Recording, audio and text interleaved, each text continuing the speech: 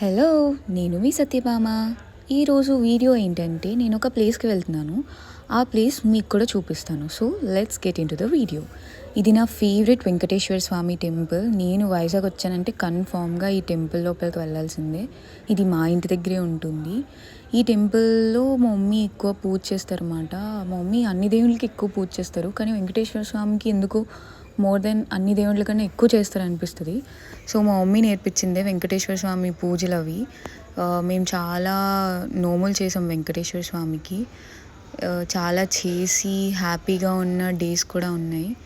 అంటే ఏదో ఇస్తేనే దేవుడు అని అనం, కానీ ఇచ్చినప్పుడు మనం చేస్తున్నప్పుడు దేవుడు ఇస్తుంటే ఇంకా హ్యాపీగా ఫీల్ అవుతాం.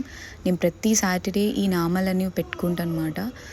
హైదరాబాద్లో ఉన్నప్పుడు ఇవేం పట్టుకొని వెళ్ళలేదు నేను, సో పెట్టుకోవడం అవ్వట్లేదు. ఇలా గుడికి వెళ్ళిన వెంటనే పువ్వులన్నీ ఇస్తారు. పువ్వుల్ని తులసి మాలని స్పేర్ చేసి మాలలు కట్టాలి. ప్రతి సాటర్డే దేవుడికి ఊరేగింపు ఉంటుంది గుడిలోనే. ప్రదక్షిణలు చేసి అభిషేకాలు చేసి అప్పుడు అన్న సమారాధన అవుతుందన్నమాట. సో కట్టిన పువ్వులన్నీ ఈ దేవుడికి మాలలు వేస్తారు. వెంకటేశ్వర స్వామిని మధ్యలో పెట్టి ఇటుపక్క లక్ష్మీదేవిని, అటుపక్క గోదాదేవిని కూర్చోబెట్టి మధ్యలో వెంకటేశ్వర స్వామిని కూర్చోబెట్టి అలంకరణ చేసి ఆ పువ్వుల దండలు వేస్తారన్నమాట.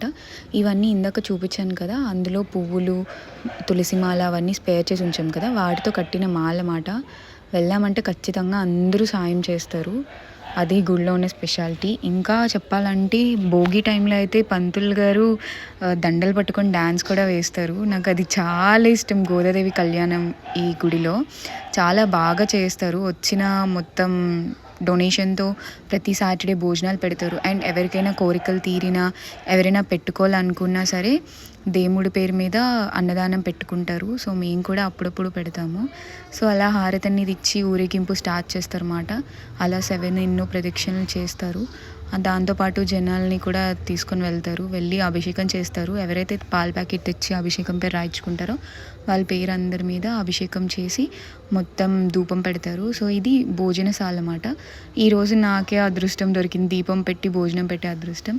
అలా భోజనం పెట్టి అందరికీ వడ్డిస్తాం. ఈరోజు స్పెషల్ అయితే చక్కెర పొంగలి, పులిహోర, బ్రింజాల్ పొటాటో కర్రీ అండ్ కొబ్బరి పచ్చడి, సీమ్ రైస్, సాంబార్, పెరుగు. ఈరోజు నేనే వడ్డించాను, నేనే దీపం పెట్టాను, నేనే అతని నైవేద్యం కూడా నేనే తిన్నాను.